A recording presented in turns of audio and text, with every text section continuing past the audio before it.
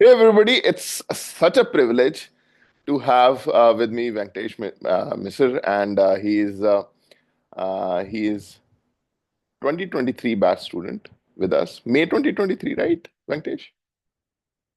May 2023. All right. So, and I remember he was earlier in one of these sessions, and I was used to look at him, and I used to, remember. Now, he's on the other side of the table, and it's such a great feeling to see as an instructor that he is coming back and he's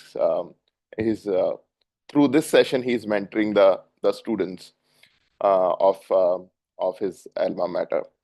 All right, so without further ado, I'll just hand over the reins to Venkatesh for now. Just a brief introduction about you, Venkatesh, and what's your undergrad in India, where you come from, and what did you do in US, which school you went to, and a brief overview about the journey. But we will go into the details of your journey later. Go ahead, please. Okay. Uh, Hi guys, I'm Venkatesh. I come from a small part of Maharashtra. The name is Jalgaon, but my undergraduation was done in Pune from Pune University. Uh, I did not work in India as such. Just did some small internship and directly came here for my masters. I graduated from University of Florida uh, in computer science in 24. Uh, I did not secure an internship, so hence I did a research assistant job at my university. Uh, and that's why also to prepare for full-time positions, I joined S30 during the same time in May 23. Fast forward, I worked as an application developer in my own university after I graduated, then worked for Amazon for a couple of months. Then Google extended me an offer and then switched back to Google. So yeah, here I am now. Awesome. That's a great short and sweet introduction. All right. So, the first question that I want to ask, we will get into the details of the other things, but first question that I want to ask is that you didn't get an internship, right? No. And the market was super tough. All right. It's been super tough for a lot of students who were really prepared, and you were one of them, right? And you were working with as an RA with your professor. Uh, what kind of emotional journey that you went through? We will go to the technical aspects of the interviews, but what was the emotions? How did you handle the pressure? Because I keep getting a lot of calls from the students who are really depressed about the market situation. I think you have to act really smart in these scenarios. From like my perspective, I would say there were so many of my friends who had more idea about like masters and US thing. So they knew that applying to internships even before landing in US is a great thing. I did not know this. Like I would not say like I was not aware of it, but I did not pursue it. Hmm. And many of my friends they did land internships because they started applying even before they landed in US. So they Right. got in really quickly. Like I would say within a month or two after starting their masters. Uh, and I would honestly say I was underprepared. So there was like an inferiority complex in me that I used to think that let's say if I apply to this big tech companies and I get shortlisted for interview, what will I do? I am not prepared. So I Hmm. never applied to Amazon, Google, any company, like all these big companies, I never applied to their internships. Hmm. So, but at the time of I think January or February 25, I realized I am going to have a really hard time finding internships. So instead of just focusing on that, let's try to find a backup job. Like something like no one would want to do some dining jobs for the 2 years. It's not something which is worth putting in your resume. You Yeah. want to do something which pays you and also which builds your profile. Yeah. Otherwise, it's a waste of time, whatever you do. Hmm. So I started finding like research opportunities in my university because I was interested in doing some machine learning thing. Hmm. And I knew like I won't get any internship. I was fortunate enough to find a really great professor whose research was like so much outstanding. Hmm. Uh, in short terms, if I have to say, if you know what Neuralink does. Mm-hmm. Similar thing I was able to do in my university. Got it. So it like built my profile. And in one way, I think I was glad that I did not get an internship because this thing helped me a lot. Mm-hmm. Like I gained so much more knowledge from here than I would do an internship. Got it. Uh, there was one thing that you get an internship, then you get it converted if you work really good. But those are other things. But I decided to have a backup plan and not just pursuing like applying for internships, doing something else so that even though it's May and I don't have internship, I'll have something else. Got it. Yeah. So your RA ship was the one which was supporting you emotionally and keeping you going, even if you didn't have any offer, right? No, no, no offer, no offer. I interviewed for a couple of companies, but I did not have any offer. And Which companies you interviewed with, and we'll come to your success story, but which companies you interviewed with, and when did you interview, and why do you think what was missing? uh, I interviewed for Viva. Okay, It's like a Salesforce kind of company. I don't exactly remember right now what they do. okay, Then I interviewed for Jane Street. okay, It was super hard. I think even though I would have known many things, I couldn't clear their interview. okay. Uh, And both were then DSA based, DSA and system design based. no, no, no, no. So I did HR. They just rejected me from HR interview. There was no technical. Yeah. And I Yeah, interviewed for Hulu Ridge. okay. Yeah, it's also like an investment management firm located like in Central Florida. Mm-hmm. So I had a friend who was working there and he referred me to the HR, Mm-hmm. and that's how I got an interview without even applying. Okay. But yeah, they asked me questions like, do you have like some investment background? Do you know how to invest money? Mm-hmm. Have you ever invested $100,000? And I'm like, I haven't seen this much money. How can you say Yeah, about those investment? companies don't count that. Uh, so so yeah, I think just these three companies, not many. Any serious company that you failed because of what was missing in your preparation? So these I understand these are companies, but they are not typical product based, DSA based, and system design based companies, right? Mhm. No, I did not interview for any company other than this. Yeah. Awesome. So you have a good strike rate. All right. Yeah. So walk us through your journey of Amazon first. That okay? I think you joined in May 2024 when you graduate, 2023 when you graduated. You graduated in May 2024, right? Yeah, I graduated in May 24. So, and when did you start applying for Amazon? Uh, When did you so like? When was the first interview with Amazon? it's a funny story. Yeah, I applied for Amazon's new grad position in May 24. 24. Okay, May 24, yeah. They invited me for an online assessment in October. October. Okay, Yeah, then I cleared it. I think after a month, they did not extend me an interview call, and I was like seeing all these people getting interviews, and I'm like, I passed all these OAs, I have passed all these test cases. My solution was like picture perfect. How like I am not getting an interview? So uh-huh. I emailed back the same email which extended me the OA invitation. Mm-hmm. And they got back to me saying we are still looking into it and we will let you know within a couple of days. And then I got an interview call. I think it was like end of October. Then Mm-hmm. my interview happened. I think on 11th November, and there were three interviews back to back in the single day, and within 5 days they extended me an offer. All right. So, what was the three interviews? What were the techniques and the patterns you were asked in those interviews? So it's a common pattern which Amazon generally uses. You have, let's call them like normal interviews, Mhm. where you will be asked a lead code question.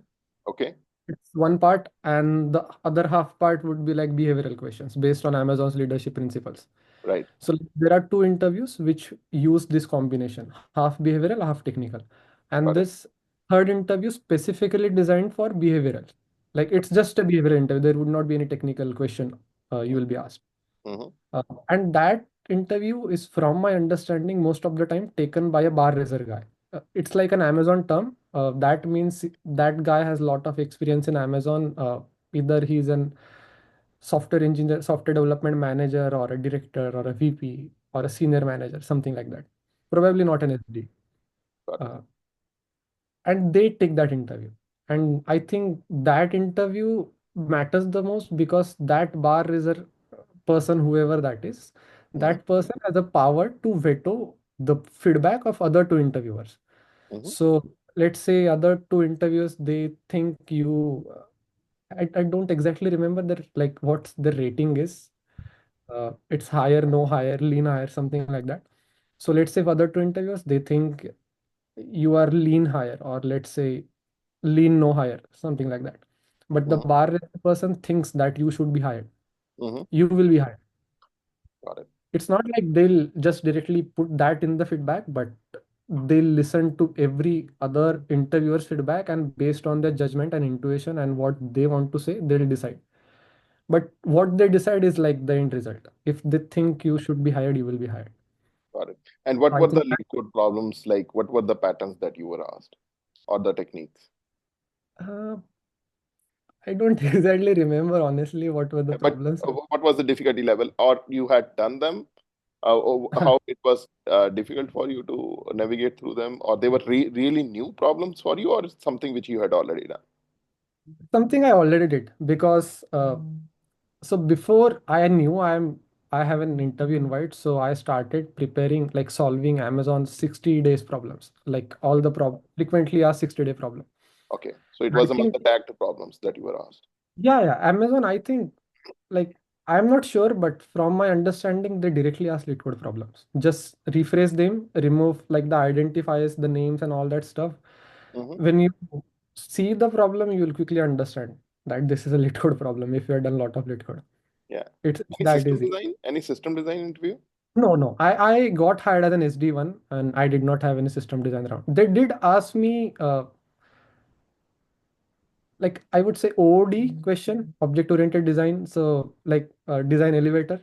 Mm-hmm. So you just define different classes, try to include different like OOP principles and all that. Mm-hmm. And like I elevator design, it not the exact problem they asked because I can't share like Yeah, the exact problems, I but totally something. understand that. That's not the problem that you were asked. It's just an example of Yeah, a yeah, problem that uses object-oriented design. It's pretty similar yeah, to okay, if I have to give analogy, then design parking lot that we do, design Twitter yeah, that yeah, exactly. certain methods that you have to decide, and what are the data members and what are the methods that you will be using. All right. Yeah. So that's great. That was the experience at Amazon. And after 5 days, you were able to hear back. What did you do Yeah. for the behavioral? How did you prepare for the LPs? Because this is a common question. Because we do the technical things at SAT and we do a lot of problems. But the behavioral is candidates have to or the students have to do by themselves. What was your strategy and how did you crack it? So here I used a lot of Chat GPT. Okay. So yeah, because I just like I subscribe to the Chat GPT Plus first Huh? thing because yeah. So I gave like a prompt that I am preparing for like Amazon's LP behavioral round and everything. Found I tried finding almost all possible questions for like lit code discuss section and Mm-hmm. all everywhere, like where I can find real questions asked to real people, not just like from any like online website. Mm-hmm. And I took all of those, told like Chat GPT, try like redrafting this same questions, just try to come up with possible questions that I could be asked. Mm-hmm. This is I did in like my 2 years journey, my all the experience I did in my like RA job, in like the full-time job I was doing and everything, so that it would be able to give answers by itself as well. I don't need to redraft them. Got it. And then it came up with its own questions. I also like gave a prompt that divide it into like separate leadership principles, so I know what exactly question which LP it belongs to. Mm-hmm. Then doing back and forth, I like tweaked them a little. There was like long answers, then short answers, then to like make me memorize like in a short time, I also like did a short version. Hmm. I also like have that doc. So I put like a lot of efforts in that doc. Hmm. Uh, and then it helped me. Yeah. Okay, Yeah. that's actually a really smart strategy, right? All right. Yeah. So all the audience, this is not an advertisement. He used Chat GPT Plus and he bought it because it was value to him. To him. All right, and I think it's a great strategy to.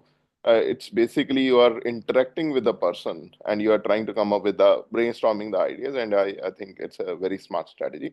Just a quick request to everybody: if you are there in the call, please keep your cameras on. And I have started the questions thread that you can ask to Venkatesh. This is the questions thread in the Zoom chat, and you can ask it. And if you have question, once I'm done with the initial interaction with Venkatesh, then you can raise your hand also, and you can ask your questions also. Okay. All right. So, all right, let's come to Google now. So October, you got into Amazon, and you had No, no, no. already started with interview process at Google, or it happened after the Amazon offer? No, before. I Before interviewed that. for Google before I interviewed for Amazon. So I interviewed for Google in end of October. Uh-huh. I interviewed for Amazon in mid of November, but Amazon is like super quick. Their process and everything it's quick. They don't take a lot of time. So 5 days in their, like when you get an interview call, it's totally mentioned in their email that you will be hearing back from Amazon with like whether it's an offer or no offer within 5 days, 5 business days. Okay. Yeah, so that was really quick, but they gave me an offer and I still was waiting for Google's feedback. So I Mm-hmm. just went and accepted the offer because that was the only offer I had at that time. Yeah.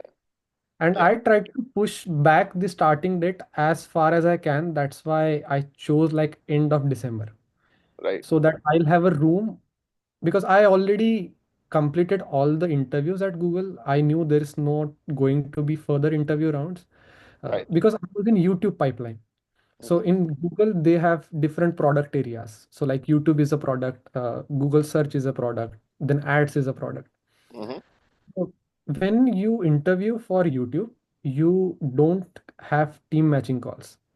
So Okay. it's like Google's process is you have online assessment, then it's a recruiter screening round. Then Mm-hmm. after their screening, you have like final loop, 4 interviews for software engineer two. And then let's say if you are in a YouTube pipeline, your resume, your interview feedback gets circulated in like all teams across YouTube, let's say. And if a particular VP or a particular director likes your resume and your interview feedback, they'll just extend you an offer. Mm-hmm. Nothing else. You were already done with the previous interviews. You don't have to like talk to anyone again. Got But it. if it's not like YouTube pipeline you are in, then Mm-hmm. you have to do team matching calls. Your resume feedback, everything gets circulated in different orgs, let's say cloud and ads and everything. And if a hiring manager decides, okay, this person is worth talking, they'll invite you for a team matching call. Got Then it. you talk to them. Mm-hmm. And after like that conversation, if they think you are a good fit, they'll extend you an offer. So I Right. had four of these team matching calls, which took like 2 months. Right. I was in YouTube pipeline, but I don't know why like they changed my product area to I think Google Ads. Right. And then I had to like talk with four different managers, try to convince them why they should hire me. Mm-hmm. And it took 2 months. It took two So it was months. a long process. Yeah.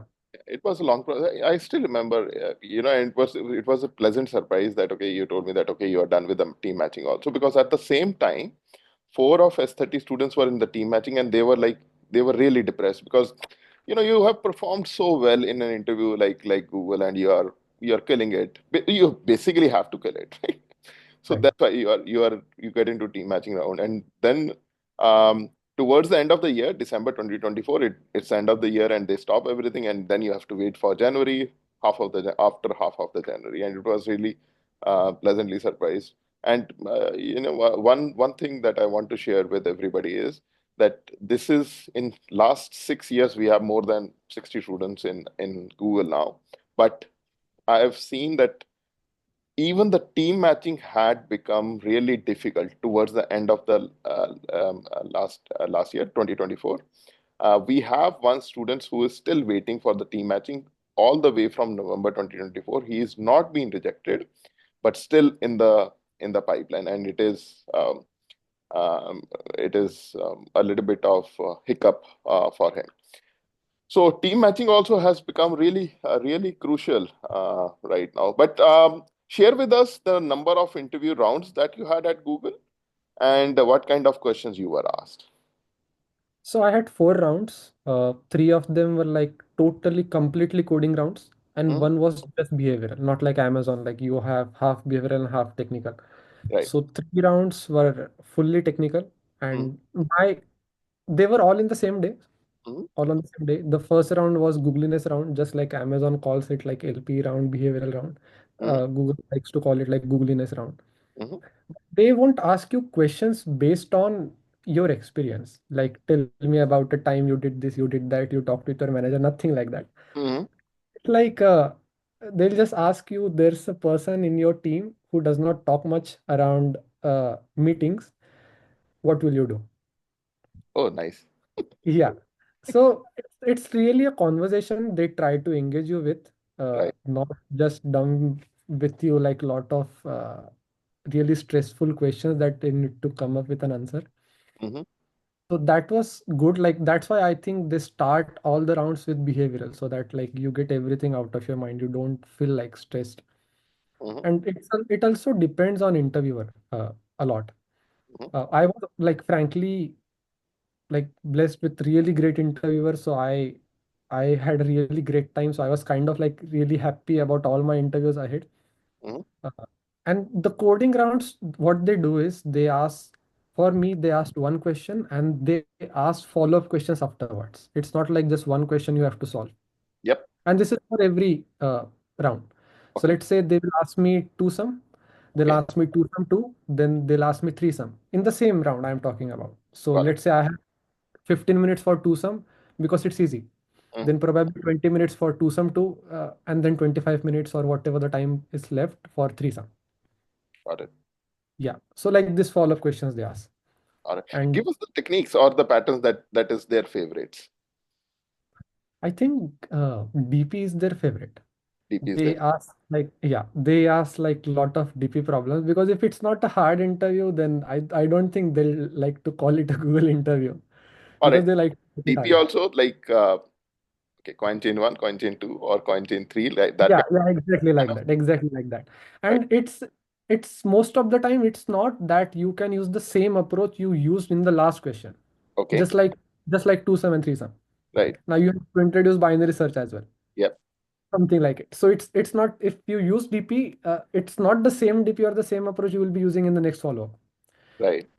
And unlike Amazon, they don't use simple lead code questions. Those questions will be something you have never seen in your life. Okay. Yeah, Nice. it's their own questions. They design their own questions, and it's like really unique questions. Right. Yeah. That's that's a great experience to have. All right.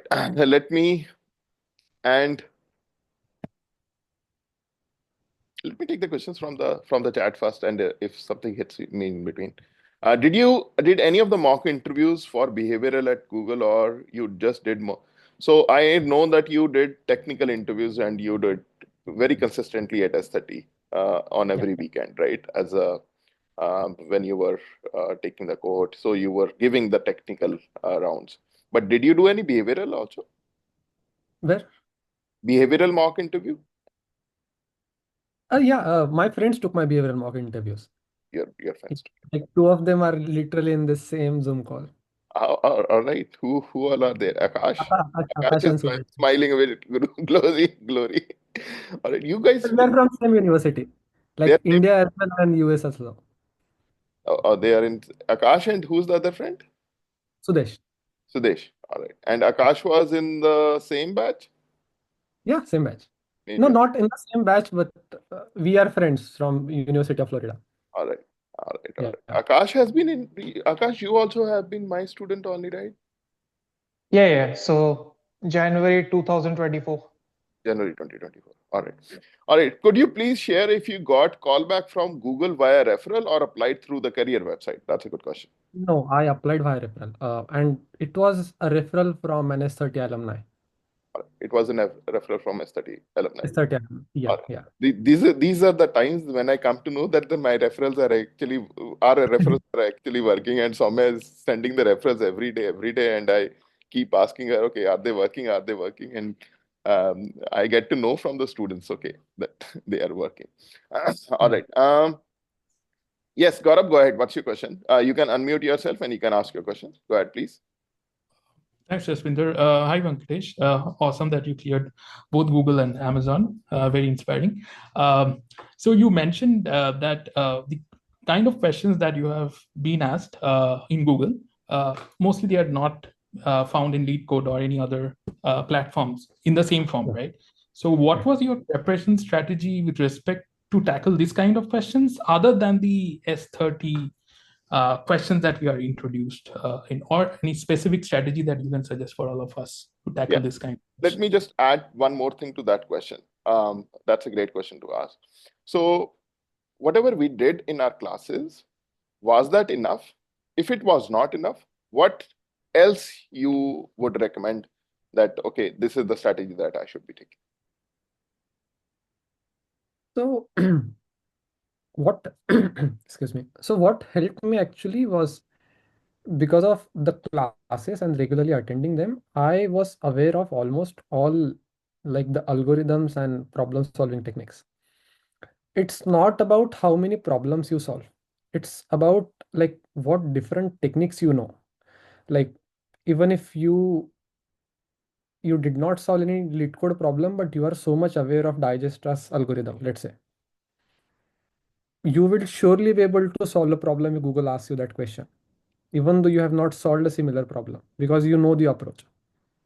So for me, I did lot of lit code problems, not just like in S30, but after also like my cohort was over, and it prepared me to get to know all the approaches better.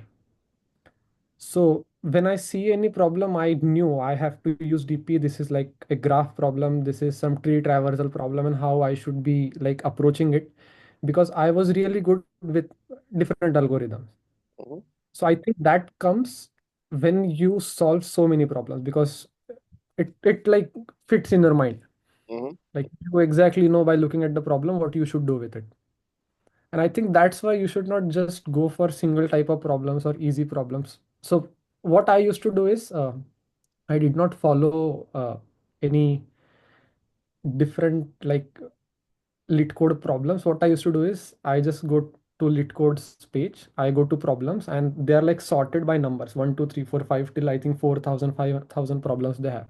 And I start from one, and I'm trying to fill all like from 1 to 100 to 600 700. And that's what I used to do. So it's like I am getting random questions. It's not like the question two would be same as the approach I used in question one, totally different questions. Got So it. I think before Amazon's interview, I was able to solve around 600 650 something like problems. Mhm. Yeah. And it like made me ready for these interviews.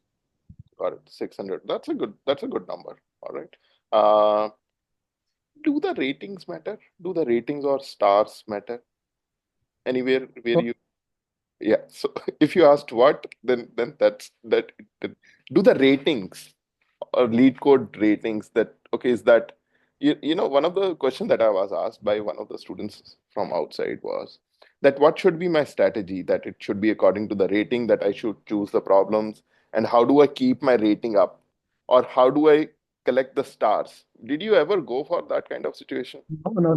It's totally irrelevant. Like It's true. you are there just to practice problems, just to know different approaches better. It's not a competition you are like doing with other people on lead code. Got it. All right. And your rating, whatever it is, it totally depends on how many problems you solved. Okay, got it. All right. Yeah. So You not solve more problems, you will get closer to like 100,000, 10,000, something like that. There are different, I think, ratings or badges or some different like titles for people who continuously participate in contest and really excel. did you track But them? Did you track them for yourself? I no, I participated in just two contests, and I was like, this is like using too much of my time. There are so many awesome, dangerous people out there, really great at lead code. I am nowhere near them. I just don't do it. Got it. So there is some background noise. Pardon me for that. So if you can share which team you are working with in Google right now, and how's the work? What are the things that, or what are the technologies that you are working with right now, and what excites you about them? So the team I'm working now is Search Ads 360. Uh, it's a sub product in Google Ads. Most of the big companies, like big organizations, they leverage this product to market their own products. uh, so let's say there's some different company, let's say Amazon has its own products. They'll use our services to market their products on different search engines. So you search something on Yahoo or Japan's leading search platform or Russia's leading search platform, which sometimes are not Google, they are something else. uh, this product would be used to advertise ads on those search engines, search platforms. So that's what my team does. And I am in the infra AI latency team. It's like three words in the same place. So yeah. So my job is to like work on latency part and infrastructure part of the app, the platform to be Got it. exact. Got it. Got it. I want to focus on a little bit on before I give the mic to Anubhuti. Um, What's the emotional reaction? Did you ever imagine that coming from Jalgaon, you will be ending up right here? And what's the more than your reaction? I want to understand the reaction of your parents. How did your parents react um to this success? I will not say this is the ultimate success, but this is one of the milestones in your career. So, how did walk us through that? Yeah, I mean, my parents, they always used to see me like so much stressed when I was applying for jobs. Like our conversations, they used to be like so much smaller. It's not like I did not want to talk to them, but there was always something going on in my head. And I was like, okay, I need to get back to study and I'll talk to you later. Because when I was having Amazon and Google's interviews, I did not used to get out of my room. I only used to get out for dinner. I used to skip breakfast, lunch, everything, just one time food in the entire day. And my roommates, they used to see me like once in 3, 4 days. And they're like, are you even in the house?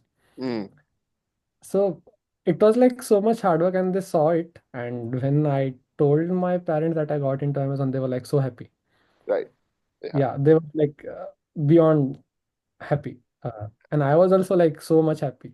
Yeah. Uh, but yeah, I mean, I did not imagine like I would be working in Google and Amazon at like in this really short time. I would be hitting like these two birds, Mm, and that too in this like early stage of my career. yeah. But yeah, sometimes I think it's like a kind of dream. Yeah, but it's the journey was not that short, okay? But it was incrementally you were improving, and you hit the right form at the right time. I'm glad for that. Anubhuti, you can ask your question, please. You can unmute yourself and you can ask your question. Yeah. Hi Venkatesh, congratulations first of all. Thanks. I wanted to ask like when you are preparing for Amazon, so how did you prepare for OOD? And if you prepared for system design also, how did you prepare for that? And second question is after S30, how did you used to practice your mock interviews? Yeah. Okay. So I did not have any system design round because the position I was in was SD1, and they don't do any system design round in SD1. Even in Google also, it all starts for software engineer 3 in Google and SD2 in Amazon. For LLD, share the post. I'll share the link in S30 Slack after we are done. So there's this grokking LLD GitHub repository which I was using. Uh, so I don't know who that person is, but they have drafted really great like class diagrams, UML diagrams along with the code for the problem. Let's say you are being asked elevator design.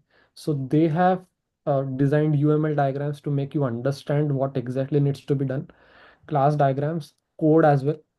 and I used it because from my research I found out Amazon asked, like, there's a small subset of problems which it picks their problems from. It's not like so much different they'll ask. So, and what I saw in that GitHub repository was something I thought, okay, probably I should just focus on it.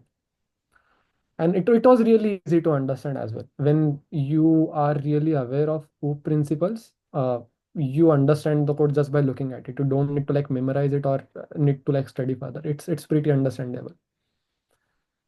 And what was your second question? I'm sorry, I forgot it. Second question was, how did you practice your mock interviews after S30? So I did not have any mock interviews, like technically, because I was interviewing people in S30, and that prepared me. Like it was the other way around. I I was like talking a lot, and that like uh, instilled some communication qualities in me because I was not on the other side. So I was not the person who was stressed when I was taking interviews, and it was really great experience. So I technically never did any mocks. Whatever the mocks I did were like at the end when I was getting closer to my interviews. Yeah, but you But were what really consistent in your. So we have 15 marks for the students, right? And you were, how many out of 15 you did? I think around 9 or 10, 9 or 10. somewhere like that. That's a good number. Yeah. Yeah, 9 and 10. That gives you a good idea about the things. Yeah, but they were really helpful. The mock interviews were really helpful. Yeah, Uh, because it's a like time box. You have 40 minutes, you have to solve the problem. There's a person like sitting right next to you, and it's a real world interview experience, if you know what I mean. got it, got it. Awesome. Yeah. Uh, all right. And what else? Anybody else and having any other questions for Venkatesh? You can unmute yourself and you can ask. Oh, hi, Venkatesh. Firstly, congratulations. Oh, Eh, sorry. Go Yeah. ahead, go ahead. S- Yeah, so the first one is like, I have two questions. So the first one is like, how did you manage kind of like, this imposter syndrome, especially that's a peak time when everyone is getting offers and they're like, posting on LinkedIn and still like, you might be like still getting interview calls and stuff like that. And second one is like, how did you like, tailor the resume? Because especially for Google companies like Google, they'll have like a lot of applications coming in. And how do you make sure that, once your resume gets shortlisted so that you can prove yourself in coding rounds, not based on like resume. So those are my two questions. See, if anyone tells you follow this like template or like you can see so many LinkedIn influencers right now. They are just like putting a post like follow this resume and you will be landing in Google and Amazon. This is the resume which got in me into Google and Amazon. There's nothing like that. That means if everyone who got into Google has same template, no. Everyone has a different template. That does not mean you should be following one template. But it should be something which looks good when a recruiter or HR reads it. You should not use like 10, 15 bullet points to explain your one experience. It should not be 2 pages. You are applying for full-time roles. It should not contain products from my perspective. Projects. Projects, it's you put projects when you are applying for internships because you don't have experience to show off. But when you apply for full-time roles, I think it's like a childish thing to put your projects in. If you don't have experience, then totally okay, but only put those projects which matter a lot. Other than that, I think it sounds like a really underprepared profile if your resume is like that. Have your resume font size like a little bit bigger because you are trying to squeeze so much stuff in your resume. Probably you will think I'll just reduce the font size and that would make all my stuff fit in one page. Don't do it. I think it's 10 pt or 12 pt, 14 pt, something like that, which I think you should be following. Make it simple, don't make it flashy. And about imposter syndrome, see, it's it's not like I planned Google and Amazon since the start. I was presented with these opportunities. You get an interview call is totally based on luck. Sometimes hard work, but most of the time it's totally your luck. I know a lot of really talented people who I think have worked hard, so much harder than me, but they are still like unemployed right now. They are still struggling to find jobs. So it's all luck. When you get an interview call, after that, securing an offer is your hard work. It's not luck. But getting an interview call is totally it's like it's different. And a recruiter sees 100, 200 profiles, they all are great, but they just have to pick 10. So that does not mean those 190 profiles which they rejected were not good. It's all luck. They just choose it randomly. I don't know what they do exactly, but this is like what my take is. So just do your part, apply for positions, but just applying does not exactly matter. You have to get yourself like,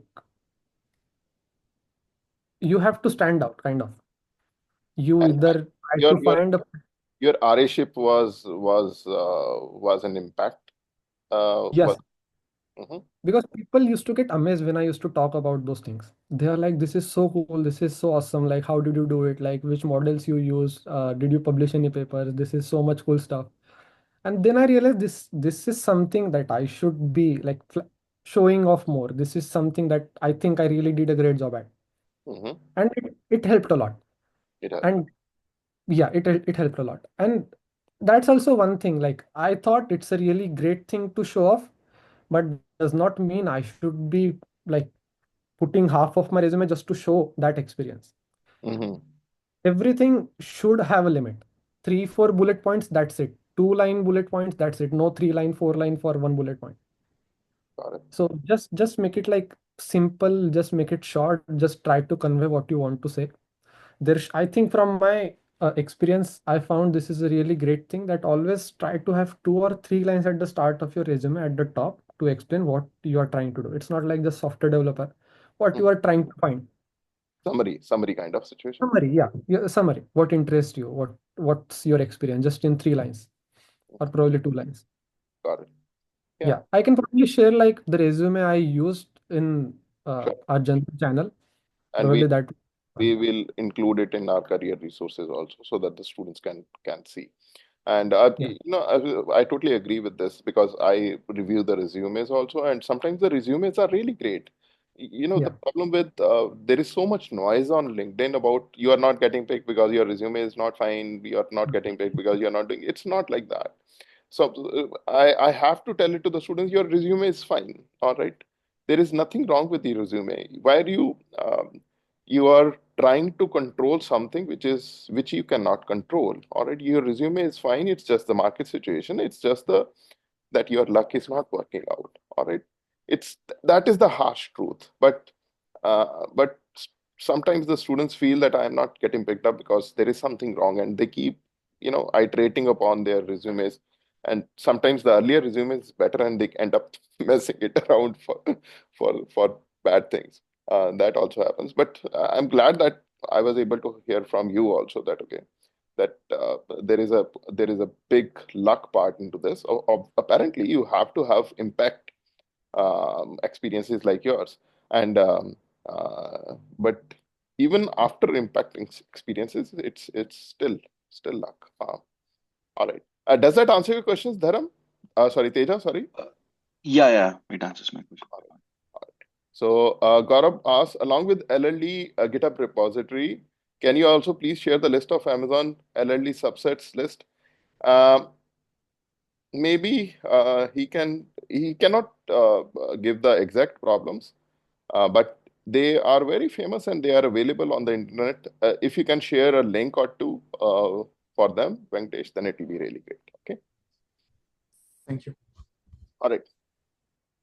Yes. Dheeraj, go ahead. Unmute yourself and you can ask question. Yeah, so could you search me the best resources for practicing this Google Tag problems? So Uh, Google Dheeraj, Tag he has an tools. interview in the next 20 days with Google. All Oh, that's awesome. So I would say just start from, if you have LeetCode Premium, uh, just go to that Google's, I think 60 days. Just there's like company tagged problems. Just go there. You will find like Google problems. Just select like frequently asked questions from, I think last 60 days is a wiser options in wiser option in my opinion, not 30 days or 6 months. 6 months is like there would be a lot of problems. 30 days I don't 30 days I don't think is like a nice frequency you should aim for. So I think 2 months is good. Probably you will see 150 200 problems, but that does not mean you have to solve all of those problems before your interview. It's fine if you read the solution for them, Mhm. but if you have prepared really great, then even reading solutions would help you a lot, because it's like a refresher for you. Like you have solved them, and you just read the solution and it clicks in your mind like, okay, now I know how to solve this problem. So probably you can do this to save your time by not solving 150 or 200 whatever those problems are, because it takes a really long time. That's Mhm. practical. Yeah. So And while yeah. for behavioral, there's this guy, his name is James Sipe on Google. I think he was like a recruiter at Google couple of years ago. Uh, he does really great. He makes really great videos on how to tackle Google interviews, behavioral interviews. No, no, not coding interviews. What exactly you should say, what things you should not say. And I think that's also something you can look at. Jeff H. Sipe for Google. All right, awesome. Okay. So, Yeah. Thank you. Pankaj, you can unmute yourself and you can ask your question, please. Yeah. Hi, Venkatesh. My question is, how much projects or your project with during your RA helped you evolve, or how much time you suggest to give it, like stand out your profile, and maybe it helped you out in resume-based questions during interviews. So this RA job I did full time in summer because I did not have an internship, and part time Mhm. during my college year. I did not have any other part time. So this was the only thing I was focusing on other than my studies. Okay. Yeah, it was like you can say it was my only work I was doing for 1.5 years, almost 1.5 years. So After I graduation. no before graduation. After Okay. graduation, after Uh, graduation I got like a full-time job in my university, which I was doing. But then I got an offer from Amazon, and then I started working at Amazon. But this research job, it I was doing that when I was a student, not after I graduated. Nice. All right. So, I think the projects are really handy when you are going for the internships, right? Yes, yes. And even if it's like you, if you don't, because there are couple of people, there would be so many people who were not able to get uh, part-time or on-campus positions which are not technical. Yeah, So they don't have experiences to put on their resume. they should So be at doing. that time, it's completely fine to put projects, but they should, I think, from my perspective, they should not be like your simple class projects. Mhm, It should be something which makes you stand out. mhm. Even if it's not a class project, you did Give an something. example. Give an example of your peer group where you saw that, oh, this is really impactful project.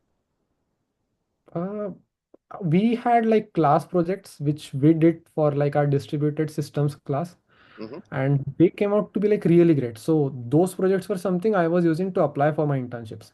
Hmm. Got it. So, but then fast forward, I realized putting projects is not like an ideal option right now, as I kind of already had like 3 experiences in my resume. So I Yeah, thought, like, better to just go get for the this experience. project out. Yeah, Yeah, yeah. yeah. So I I, decided to I get project. yeah. Go ahead. Sorry. Complete. Sorry for interruption. Go ahead. No, no, it's okay. So I was still applying with projects for a really long time. And then at one stage, I just thought of getting rid of them. So, but that time, I think I was also not getting interview calls. Uh, Got it. yeah, because this one time, what happened is I went to my career fair. There was this one project, my class project, which I did, which I would honestly say I was a little bit unaware of. I was not fully prepared. I did it myself, but that in career fair, the person, like, there was a company, like a stand, and I went there, and there was this person with whom I was talking with, and they asked me this simple question, which I was not able to answer, and it really hit me. Uh-huh. Yeah, because it's like a shameful experience you have. Like they ask you something which you have done and you don't really remember. Right. You don't really have an answer for. Yeah. Then I realize, okay, this is This is backfiring. I should know this. Yeah, yeah. I should know this. I know it, but I don't know it that deep because it was a class project. That's what I'm talking about. It was not that deep, and they asked me something really deep, Yeah, like something really advanced that you should do. got it. Yeah. I think Pankudi, we should ask you this question: what projects you did? Because Pankudi, I think Yeah. he has already secured an internship at Amazon. So, what projects you did? Can you tell the audience, please? For internship, my projects were, which I mentioned in my resume, were academic ones. One was from the cloud course, and which was based on AWS itself. And second, this elderly care solution, which was a full stack, one stack based project, again an academic web design course once. So they did not create much of a use for me in the That's interviews. why you are asking the question. Okay. So, Yeah. they were not that impactful. That's fine, totally. All right, Sarthak, go ahead, please. What are your questions? You can unmute yourself and you can ask. Yeah. First of all, congratulations, Venkatesh. Thanks, Arthur. Yeah. So I had two questions for you. My first question was like, how did you revise the lead code problems, once after the cohort ended, and how did you keep up with them till you got your final employment offer? And my second question is regarding your applications, like, were you applying only through referrals or did you put in cold applications, or what was your strategy? Could you like elaborate, please? Yeah. So answering your first question, I was doing lead code when I was in the cohort, but unfortunately, I kind of stopped it when the cohort was over. I was not doing much. But then suddenly I was at this hackathon in Georgia Tech and I had like really a lot of free time and I was like, okay, let's just do lead code. Why? Because every other person is doing some important stuff. I should be looking like I'm also doing something important. So I started doing lead code and I just did like, I think I solved 7 or 8 problems in just 2 hours. And before that, I used to think only I should focus on solving one problem in entire day. And that changed my perspective. Like you can solve so many problems in just so much less time if you are really good at concepts. So that because you will feel okay, I should be okay with spending 2 hours on a problem, but it's not fine to be honest. You are spending a lot of time on just one problem, and it most of the time it's really simple problem. But unless and until you are really good at concepts, you will not achieve like solving those in really short time. Then I realized, okay, this is really fun. This is exciting. I should be doing it. And since then, I think around exactly 1 year ago, I started doing like lead code every day. Like I was solving 10, 15 problems, somewhere like that every day. And then I saw there's this thing called as daily challenge in lead code. Uh, I don't use Snapchat, but I can like use that analogy. So it's like every day you solve a problem. There's like a firebolt icon. It like gets incremented by 1. If you miss a day, it goes to 0. So you kind of build a streak. And I built like I think 150 200 days streak, something like that. So at 200 days, I was like consistently solving a daily challenge. And it's that problem you haven't seen. You don't know what daily challenge problem you will be seeing the next day. And I think that's one thing that makes you consistent because you are so much used to seeing that big number and you don't want to make it to 0. So I think that's something you should start with.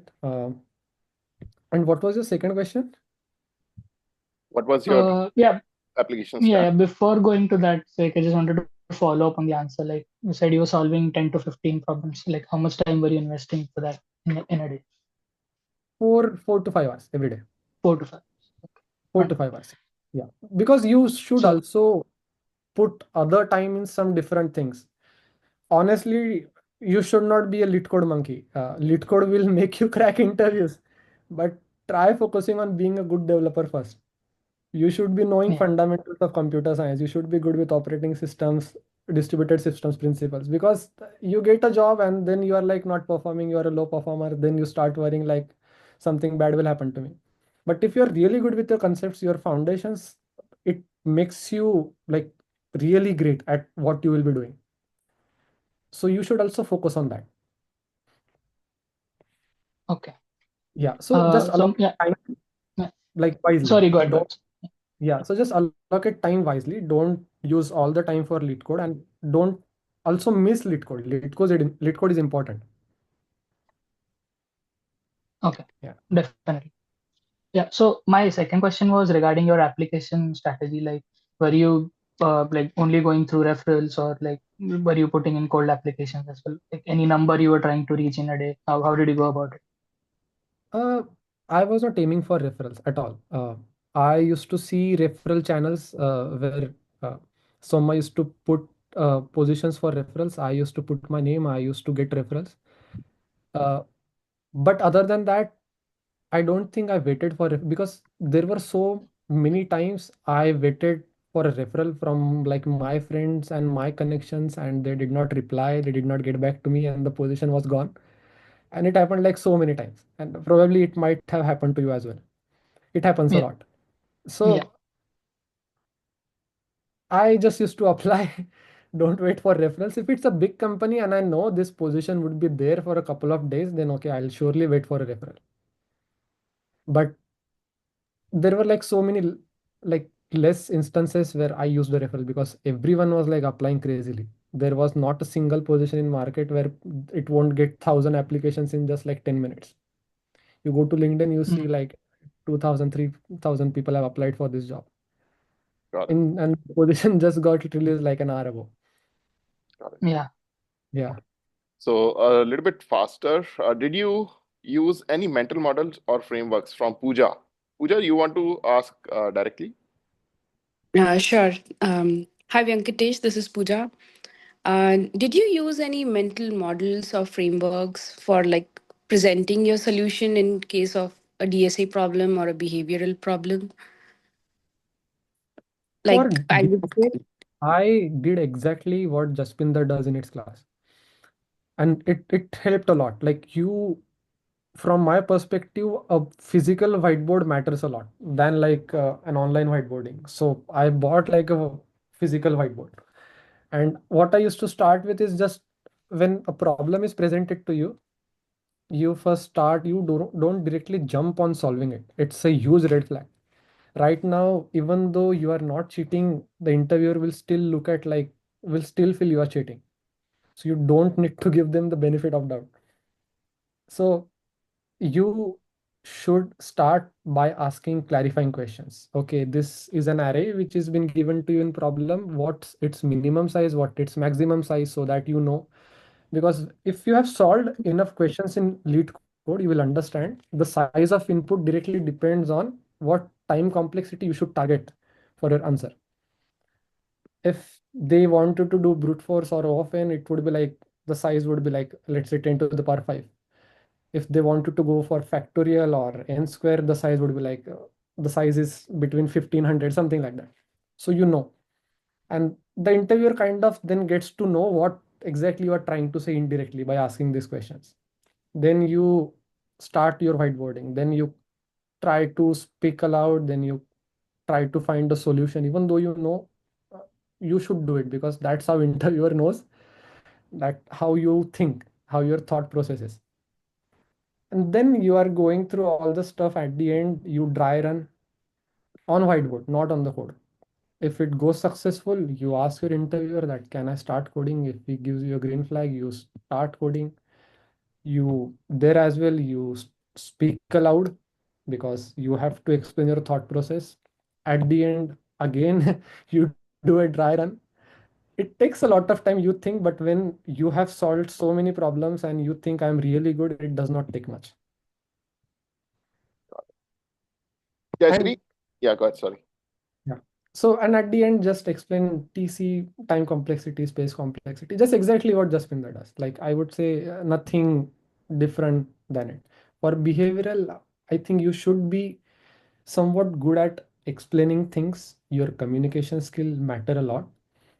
Sometimes it's a problem with like our accent. Like we are not used to speak really great in English, and sometimes the other person on the other side is not able to understand what we speak. So we also have to focus more on our speed of speaking and what we are exactly speaking, because we are like stressed and we speak so many things and the other person is like totally clueless on what we did just now, and they're like, can you please repeat? and then you realize, okay, it backfired. So yeah, communication skills and just following these simple things. Yeah. Jayashri, you go ahead. What's your question, please? Hello, Venkatesh. Congratulations on your offer. Yeah, thanks, So Ashley. my question is, what helped you stay like mentally sane, like throughout all this process and with the given challenges? Because you were an RA, and when you were applying for jobs, you had to practice lead code for 5 hours, being an RA and apply jobs and stuff like that. How would your day look like back in those days? Like how you managed everything? I would say I had a source of income, and that made me worry free. Even when I graduated, so I kind of had an assurance with a person that they will be giving me like a full-time position in the university when I graduate, but they kind of bailed out. So when I graduated, I literally had nothing. So I had to reach to my old boss, and they were so great. Like I was so much grateful that they just told me, just come to an office tomorrow and start working. Nothing else. They did not ask me any questions. Then I volunteered for, I think, 1 to 1.5 months. And then I found another job in my university, like a tech job, a proper tech job. And then that also I did like volunteering for 1 month because my boss, he wanted to see that am I able to do what exactly I told him that I would be doing. So he's like, okay, you should, we'll put you on volunteering program for 4 weeks. We'll see whether you are ready for hire. And then if we feel like that, okay, then we'll hire you. But when I got hired, it was not like this is where I want to be, but it's like, okay, now I have stream of income, and it's like huge burden right now off of me.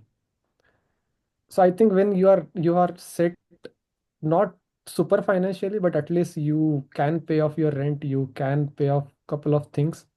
It it does not burden you a lot. So I was kind of worry free in those times that I at least have something.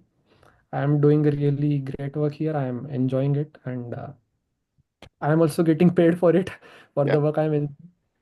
So I was not worrying a lot. Applications I saw, I was not able to get an internship, and that might be the same thing with jobs. So I was like mentally prepared that I will not get a job for 1.5 year. I'll probably miss my first H1B attempt. I was like totally prepared, to be honest. But then things worked out. Uh, Sure. yeah, and they always work out. They always work out. You just need to work harder. Don't deviate from the path. Just put in your work, but work and act smartly. Don't just like follow the sheep and everyone is like crazily applying, because there are other platforms as well where you can get a job, not in these big tech companies, but in other places like government jobs in some forest department in United States. It's not like you need a visa for them. They have those kind of positions, but most of the people don't know. That's a great point. All Yeah. right. Shakuntala, you wanted to ask a question. Go ahead, please. Are you there, Shakuntala? If you are there, you are not mute. Okay, I'm not able to find her. Chanukya asks what tech stack you are working on in Google. If you can share. Java. Uh, I don't know if I can share, but Java Java. for backend Java. Yeah. Java. Okay, Java based. All right. Swati, go ahead, please. What's your question? Yeah, just now he answered my question as well.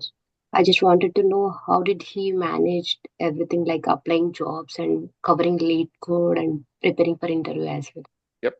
All right. All right. So I think we already I have a question. go ahead, please. Sorry. Just one last question. I wanted to ask, sir. Yeah. Hi, Mr. First of all, congratulations for your offer. I wanted to, Yeah. yeah, Anudeep, yeah. what's why your name is Shakuntala? Oh, sorry, I don't know why it's that name. I'm sorry. Yeah, I was like, I don't know, but I would.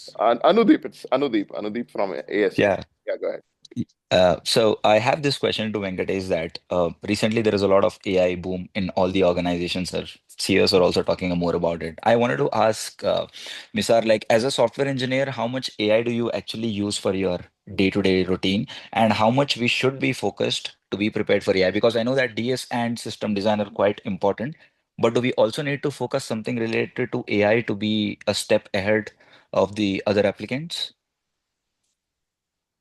I would not say you have to be prepared for AI. Probably I am not the right person to answer this. Like I don't have like huge experience in this company that I can like give you an answer. But from my really short experience, what I can tell you is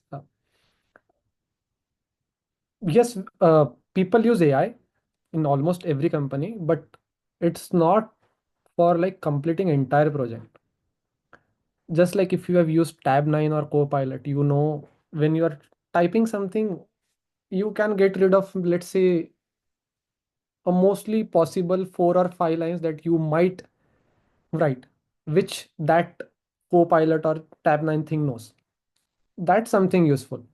But these other big companies, they also have like their own platform. Let's say Google has Gemini, which is trained on their like own data. So let's say if I am confused with some terms in Google's because I am really new, or let's say I'm an Amazon, I am really new with some terms and I don't know what they exactly mean. I'll go to their internal chatbot and I'll just ask, okay, what exactly this means? I'm working on this project. So in this context, can you explain me what it exactly is? Because it's trained on the internal docs of that company. That's how you can use it, just like you use Chat GPT.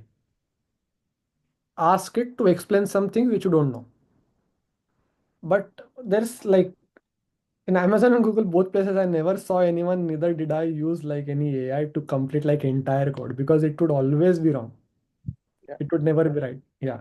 Let me invite Sudesh also into the discussion, and he is from Amazon, and he said that okay, he'd love to share some of the tools. Yep, Sudesh, go ahead, please. Yeah, like I wanted to answer this question because he said that he mentioned multiple companies, like how much AI do you use? So there are a couple of tools which again Venkatesh answered very briefly that they help to complete the code, but if you can't generate the code from scratch. So it can help you complete the code, like if you give it in English that hey, this is what I'm thinking.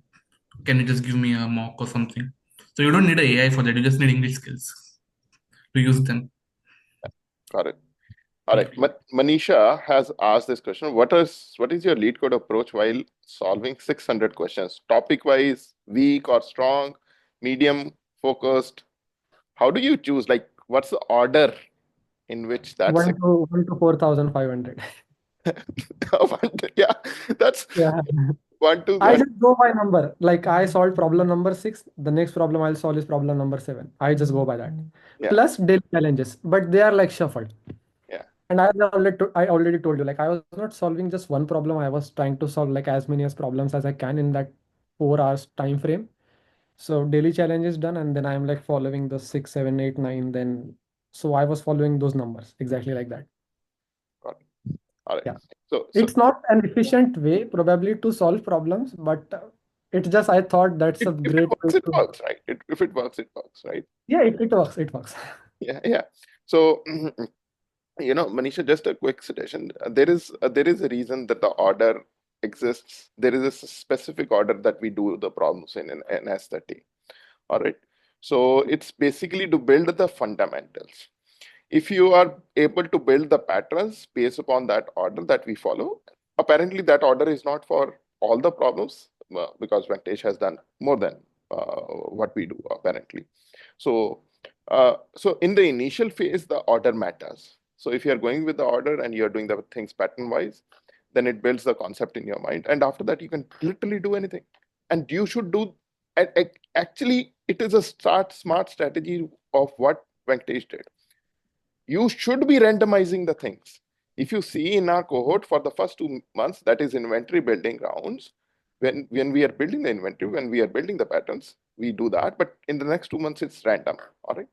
So that thing is there. And one more thing that I wanted to contribute is I have entirely coded the S30 mocks platform with the AI tools. All right. Not that, okay, I don't know how to code, but I was able to build that application, and it's a fairly complex application with the algorithms of how do you schedule the interviewers and the students, and you present everything. I use a tool called Windsurf. I use Cursor also, but I find Windsurf much better than that. So this is my experience, all right, and I applied it, and I, with the AI only, I did the DevOps also along with the AI. So here's my thing: it can code the things really faster, but you need to have experience of what you are building, all right, because it will give you a model, but you have to see the model quickly, or is it doing the right thing, all right, because there are many right answers, but those many right answers might not be right at the end of the tech product.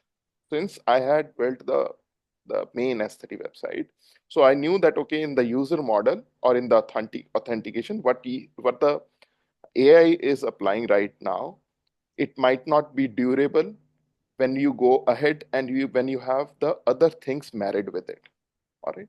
So that it um, makes your development cycle much faster, all right, and it can give you really good results locally, but globally you have to think still that, okay, will it be this thing or not, and think of it like a very smart buddy that is sitting beside you, and you are just constantly interacting with it, and you are taking its feedback also, and you are using your own head also. So this is my experience with AI, but apparently the scale of our user base is much lesser than what these guys at Google or Amazon are doing. All right. All right. Yes, Piyush, go ahead. Oh, what's your question, please? Then we go. Yeah. Hi, Venkatesh. Sanjana. Yeah, go ahead. Hi, Piyush. Hi, Venkatesh. Congratulations, first of all. I just have one Hi. question, a short one. As you mentioned, you focus on patterns instead of like doing questions. Did you ever revise the questions? Like I have done this day, so I'll revise it in 1 week, 2 week, or a month. No, no. Only when I was preparing for an interview.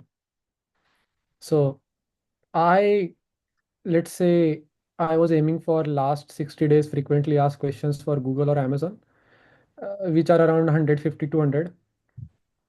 Honestly, I think more than half of them I already solved. And only that time I saw them again. Because revising, see, you should be revising concepts by solving another problems. You should not solve the same problem again. That's why there are multiple problems. And that's what like makes you good at lead coding. That's why you solve as many problems as you can, because you're using same concepts. You should be good at concepts, not problems. That's a really great, really. Yeah. Yeah. I don't Thank know you. whether you will be using those skills when you get a job or not, which most of the time most people don't use. But it's a really great thing to have because it builds your analytical skills. It's not just about lead code. It's like you are a problem solver. You know how to come up with different techniques, algorithms. You are really great at them, even though you're not using them. And probably because that's what like nowadays it's being used for interviews. Sanjana, go ahead, please. Got it. Hi, it's regarding the LPs for Amazon. So I see that you did not have much professional experience prior to Amazon, and we have to answer these LPs in STAR method by applying those questions to your previous experience, right? That's generally how they prepare. So you don't have much of that. So how did your answers look like? And yeah, your prompts for Chat GPT might have helped, but eventually you'll have follow-up questions which without experience you can't really answer well, right? So how did you have that answers? Like, can you give one or two examples if it's possible for popular questions like customer obsession or something like that? So I had experience before joining Amazon. I was doing a full-time job. Before that, I worked as an RA. Before that, I was doing another on-campus tech job. Before that, I had an internship in India. So I kind of had like four experiences to put in my resume, which helped a lot when I was coming up with answers for different LP questions. The thing that will help you is there is so much stuff on Google that you can find for Amazon interviews because they take lot of interviews, they hire a lot, so you won't be short of stuff. There's probably one website I can share you, but I don't know whether it will help a lot or not, but that's what something I started with. uh, you know, different LPs, there are certain LPs which don't get asked to people like us preparing for SDs, there are other LPs which just get asked to managers. So and I think they only used 4, 5, 6 LPs for software engineering interviews, not more than those. And those are like common LPs. Those LPs, you just ask Chat GPT to come up with the questions because it's trained on so much data which is available. You don't need to find stuff. One more thing that I did which helped me is, even though you are done with answering a question, does not mean you will be asked a follow-up question on what you just said. You should ask Chat GPT based on this answer which I am thinking of giving, come up with follow-up questions, possible follow-up questions. So it also prepares you for 2, 3 questions that you might get. Because it could happen that you might get confused. You don't have any clue. An interviewer asks you, okay, you just said this, now explain me what exactly this does, or how did you exactly do this. You probably won't have any idea, but you never expected this question. So you should have possible follow-ups for every question you are trying to answer. That prepares you for everything.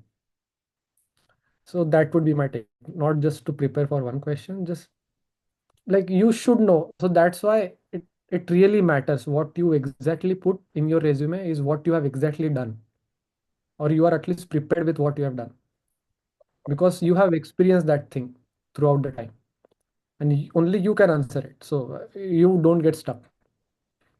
All right. I think it's a good time to wrap up. But before wrapping up, Venkatesh, what is your advice to the students, which might have been missed during our conversation?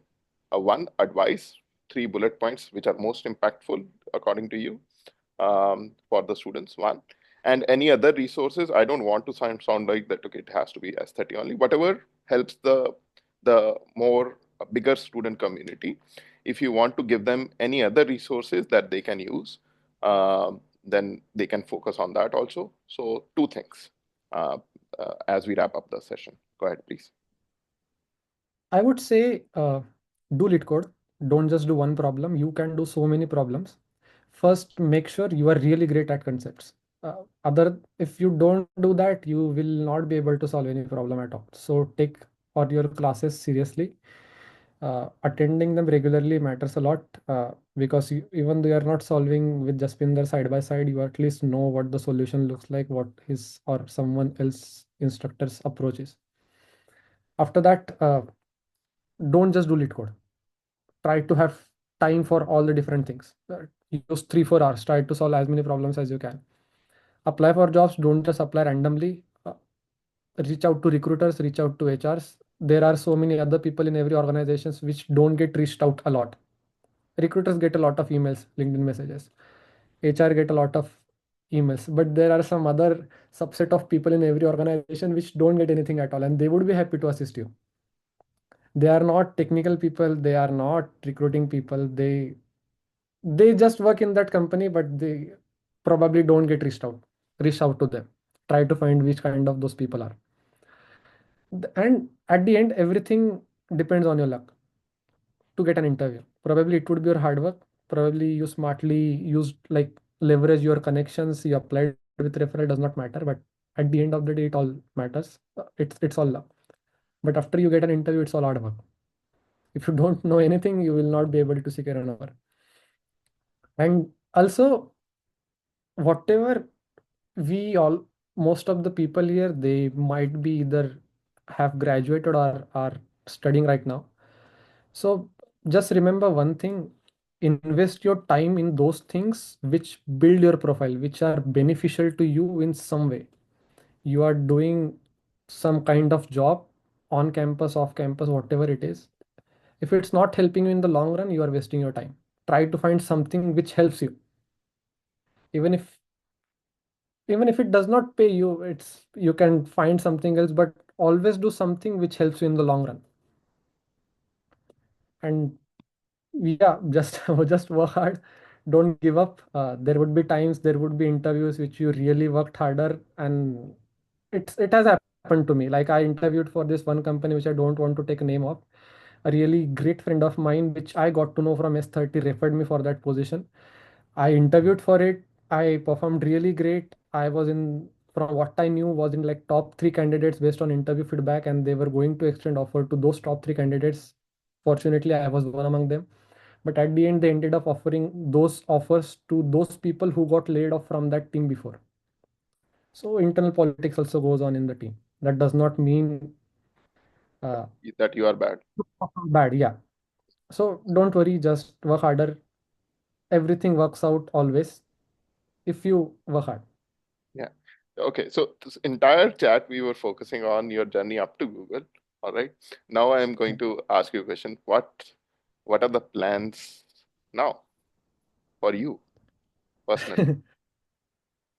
I don't know, to be honest, but I really like the work in the team I was doing, because that's how I got to know during my team matching call. My hiring manager explained what they have plans for me for this entire year if I get hired. Mhm. And it really like kicked me that this is something I wanted to do since a long time. So thank God I was rejected for the last three team matching calls. So finally I'll get to do something that I like. Yeah. And I don't know, probably I'll do what like they have plans for me, probably try to save some money for Google. Yeah. Do a great job. Yeah. So Yeah. I just wanted to And share work later a and little. retire here. Yeah, retire. My plan is up to retirement. That's a that's a good one. All right. That's a very funny note in the end. Four of our students have switched to. It's not that after working 5 years, because Mhm. from 2018 2019 there are four students who were in Google, and they have gone to. Four of them have gone to Palantir. Apparently, some of them are already at, some of them are still at Google.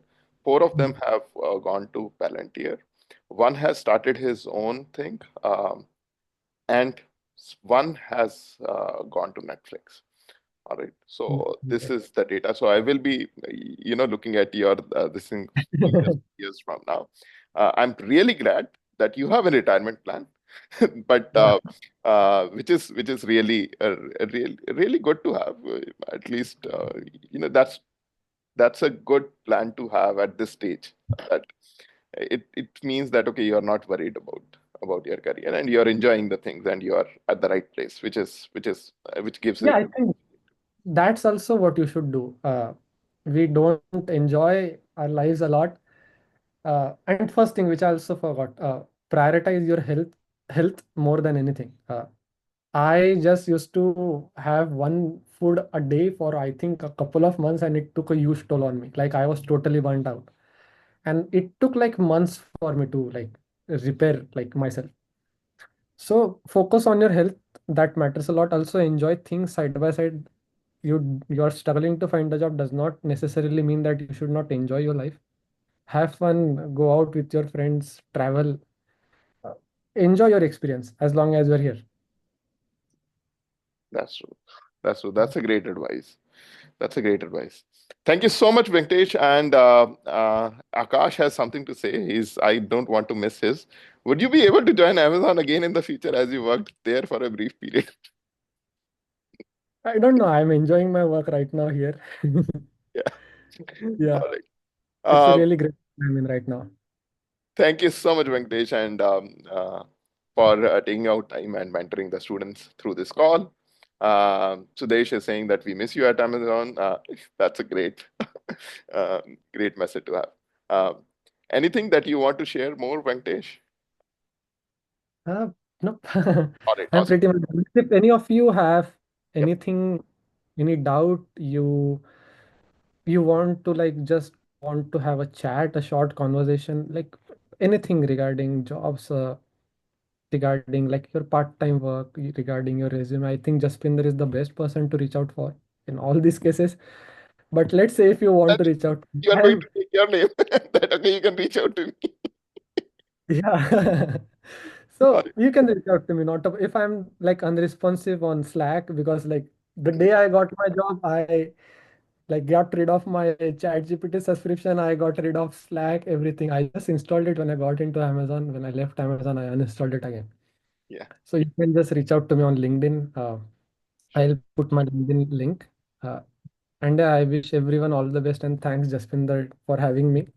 Thanks to you. Thanks to you for being trusting us and coming over here. And you apparently an alpha student, and we are really privileged to have you. I don't have any shame in saying that okay, whether S30 or not S30, you would have been at the place where you are, where you deserve, and it's purely your hard work.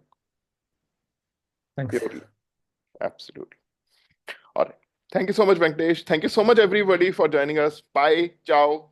Sleep well. Bye guys. Thanks Jaspinder. Thank you, Jaspinder. Thank you, Venkatesh.